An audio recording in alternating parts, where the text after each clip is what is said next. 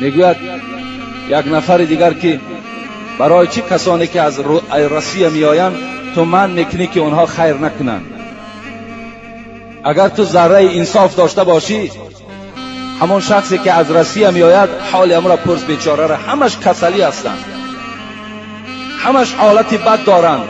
با از کدام همون بیرحمی رفیقش پول گرفته است با پرسنت، هل همون بگیم پرسنت همون را کنده میتواند خلاص و پول ندارد بیچاره. وای روسیه از خوشی و خرسندی تماشا نرفته است، وای برای نمی تنگی زندگیش رفته است، وای برای شکم ما و شما را سیر کردن نرفته است، وای فرزندکای زیاد دارد.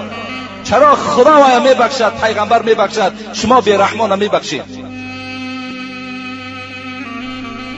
پیغمبر خدا میگه ابدا بنفسک فتصدق علی. ای امتی من، تو اگر جوان مرد باشی به گفت هر آدم توجه ندی، بلکه پول یافتی اول نفس خودت سیر کن، خودت سیر کن. فتصدق علیها، بر نفس خودت لباست خوب کن، شکمت سیر کن. فاین فضول شیء فلاهلک. خودت سیر کردی، لباست بود چید، شکمت سیر کرد، بهترین نعمتهای خدا را خوردی، گذر در فرزندها، زن و فرزند تسیر کن. فاین فضول عن اهلک شیء.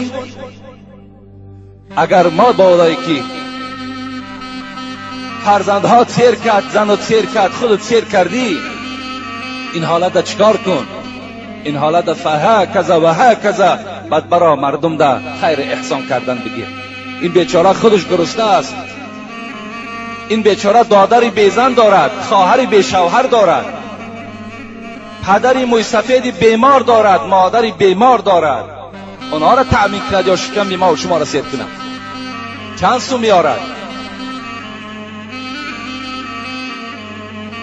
ما من کردیم، نکنید جوانای عزیز، اینا سیر نمیکنن. آوردیم پول ذخیره کنین، برای روزهای خودت تبابت کن. خودش بیچاره همه شیش کسل میآیند، خودت تبابت کن. نفقه پدر مادر دا برسان، دادری بیزن تا زن بده اگر مبلغ برسد.